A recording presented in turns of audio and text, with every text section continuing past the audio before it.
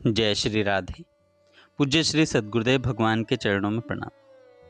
पूज्य श्री संत भगवान कहते हैं, नाम जप में नाम जप के नियम और सावधानियां। पहला, नाम जप में जल्दबाजी न करें। जब हम नाम या मंत्र जप कर रहे हों तो उसमें जल्दबाजी नहीं होनी चाहिए। ऐसा ना हो कि आप नाम या मंत्र को देख ही ना पाएं।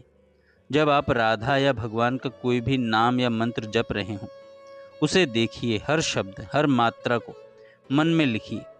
आपको जपते जपते नाम आपके सामने दिखना चाहिए। मन में नाम को देखते देखते नाम जपिए। आपको रोमांच होने लगेगा, रोना आने लगेगा। दूसरा, हर नाम को सुने और देखें।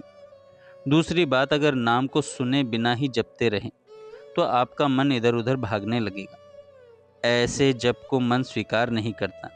कुछ लोग सोचते हैं कि जल्दी जल्दी माला फेरने या काउंटर पर संख्या बढ़ाने से बहुत कुछ मिल जाएगा, लेकिन ऐसा जल्दी जल्दी का अभ्यास नहीं होना चाहिए।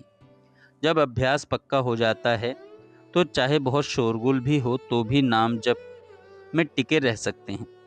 धीरे धीरे देखते हुए और सुनते हुए नाम जप का अभ्यास करने पर, बहुत शोर होने पर भी आपको नाम या मंत्र आपके सामने दिखने लगेगा। अगर किसी से बात भी हो रही हो तब भी उसके मुख पर वही नाम लिखा हुआ दिखेगा। जिधर दृष्टि जाएगी नाम ही नाम, केवल नाम। तीसरा, केवल संख्या पूरी करने पर जोर न दें। माला की संख्या नए साधकों के लिए इसलिए बताई जाती है क्योंकि वे अक्सर महापुरुषों की तरह निरंतर नाम जप नहीं कर पाते। उनका मन प्रमादी होता है, इसलिए उन्हें कहा जाता है कम से कम 11 माला का नियम तो ले लो या 21 माला का नियम ले लो। मन को वश में करने की प्रक्रिया गिनती से नहीं होती। मन गिनती से वश में नहीं आता। मन तो बस समय काटता है। माला पूरी हुई, उसके बाद माला रख दी और फिर संसार के प्रपंचों में घूमने लगता है। मन चाहेगा कुछ और, सोचता रहेगा कुछ और, किसी और दिशा में भटकता रहेगा। माला चलती रहेगी, तेजी से चलती रहेगी और साथ में फ़ोन भी चलता रहेगा। लेकिन अगर सही तरीके से सुनते हुए, मन में लिखते हुए नाम जपा जाए तो नाम में वह शक्ति है जो मन को निश्चित रूप से वश में कर सकती है। चौथा, जब मंत्र में मन ना लगे तो उस समय नाम जप करें। जिस नाम का उच्चारण किया जाए उसे मन में निगरानी में लाना जरूरी है। मन की आंखों से उसे देखना, उस पर नज़र रखना। अगर आपकी नज़र ज़रा भी चूकी तो पता भी नहीं चलेगा कि कितने नाम निकल गए और मन इधर उधर भटकता रहा। यदि आपका मन निगरानी नहीं कर रहा है और इधर उधर भटक रहा है तो ऐसे समय में मंत्र उच्चारण ना करें, बल्कि मुख से नाम जप करें। बोल बोल कर नाम जप करके मन को घसीटें, क्योंकि मंत्र को मुख से बोला नहीं जा सकता। मंत्र तो अंदर ही अंदर जपना होता है। पांचवा, विविध धुनों में नाम को गुनगुनाना या कीर्तन करना।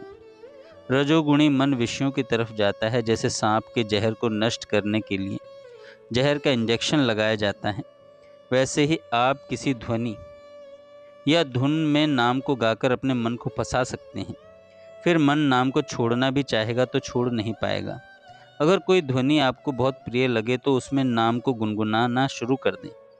आपको पता भी नहीं चलेगा, आप उस धन में नाम को दिन भर गुनगुनाते रहेंगे।